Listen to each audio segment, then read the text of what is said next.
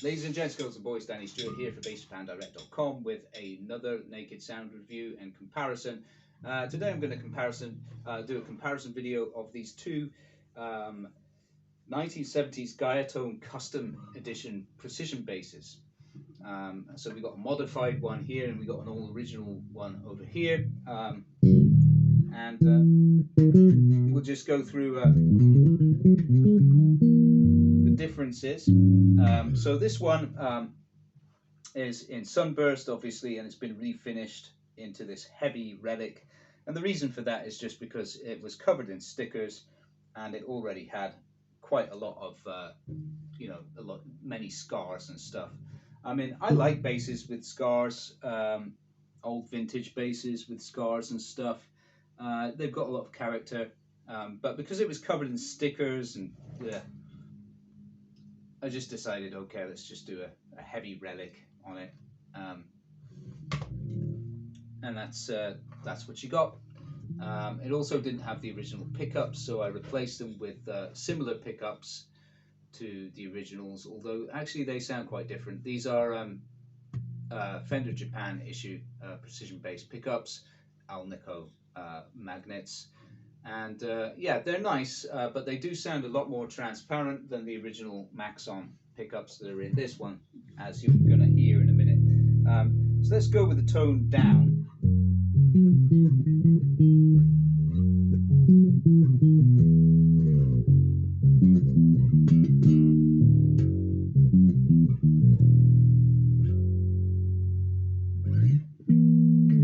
So that's with the tone down. Let's go on to the other one, which is has a Sen body as opposed to the camphor body on that one. With the tone down.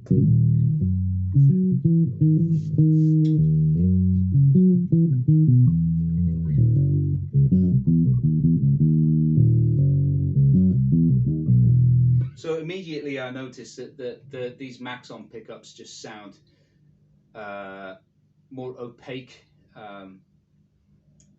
Yeah, there's less transparency in them.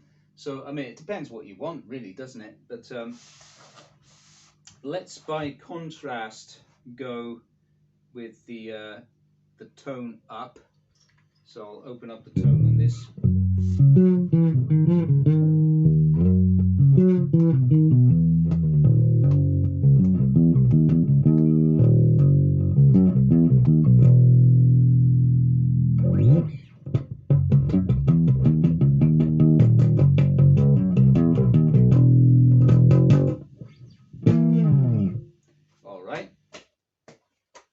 Let's do the same on the modified one with the Fender pickups.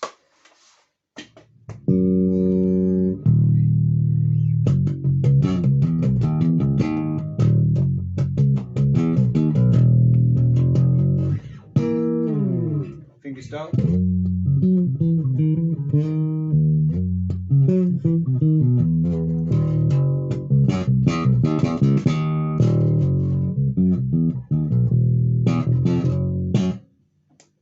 Yeah, so you can hear this is more transparent. It's got a slightly brighter quality to it. I don't know which I prefer, really. I think I would say, me personally, I like the more opaque sound of the Maxon pickups. But you know, they both sound good. They both play great. They set up nice and low, and the great thing about these custom edition is that they have a jazz neck. Basically, it's the same profile as a jazz neck. So rather than having a wider nut like I think the traditional Fender PB57 had like a 44mm nut. This is only 38mm, so it's like a jazz bass, and it's got a thin C grip. So it's all in one neck, on both exactly the same neck, both the same tuning pegs. Yeah, it feels great, and the nut is cut really nicely as well. It's a bone nut. So yeah, it just it feels really comfortable. Sounds good. You got a really good authentic P bass tone, um, and yeah, they're both lightweight. I think they're both sub 4 kilograms, I believe. I'm going to say this one's about 3.8. I'm going to say they're about the same actually, but I think they're sub 4 kilograms. So good and lightweight, very comfortable. Just looking at the hardware, I believe this one here is entirely original, and this one obviously is modified. I think the knobs are different on this. These are not the original knobs. Um, it's hard to tell. I don't remember. I've had these models through before, and I don't remember the original type of knobs. But they're slightly different to each other. These look more like the Fernandez knobs actually, and I'm not sure. I don't think this pickguard is original. This is all original though, so yeah, that's all good. And I believe the bridge might not be the original bridge. Yeah, yeah. Actually, I think this isn't the original bridge, and I think this is the original bridge. So yeah, there's a little bit of a mix going on here. This bridge, it has the grub screws are screwdriver type, flathead screwdriver, or Stanley as we call it in the UK. Whereas this is, yeah, I'm pretty sure this is an original bridge because it goes.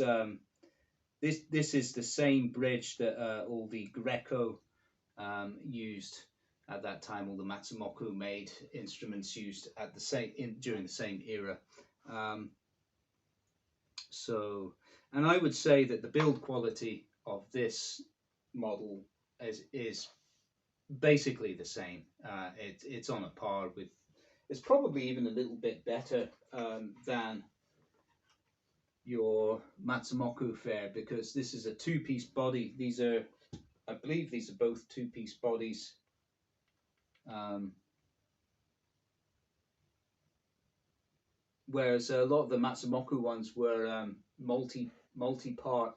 So these are a little bit better, in terms of construction. There's probably more on par with like your Fernandez Ishii logo, which tended to also be two-piece or sometimes three-piece, but not the pancake construction like Greco used to do a lot of. Um, so that's nice. These would have been, a little bit higher in price, maybe 60,000 yen back in the day, than your Grecos, which were like, 45,000, 50,000 yen or something like that. So, yeah, it's a little bit of difference in quality of materials anyway. But the necks are basically, they're just as good, they play just as well. And the hardware is much the same as well, and the pickups that they use as well, the Maxons, they also use those in Greco as well, and Araya, and all those early lawsuit era brands that you got here in Japan that were all fantastic. Very good basis for the money, but yeah, these Guyatone customs are very nice. You know, the spec is pretty is pretty close to, like I said, the Fernandez Ishii logo range, um, from the FPB 60 and up. It's similar spec to that, except that the neck is slimmer. Those Greco and the Fernandez, they tended to be between a jazz bass neck and a P bass neck, so they'd be about 41 millimeters at the nut, or 42, something like that. Whereas this is 38, so it's a nice, slim, fast jazz bass type neck. Anyway, that'll do it, guys. You've been watching a comparison between these two Guyatone customs, one that's all original and one that has been modified into a heavy relic um, with brand new pickups in it. So I hope you'll consider giving either of these basses a nice new home, and they'll be great instruments for the road, I'm sure. So I look forward to serving you soon. And if you find my videos useful in any way and you like them, please don't forget to hit like. And if you haven't already, do subscribe to the channel. If you don't like the videos, give them a thumbs down by all means.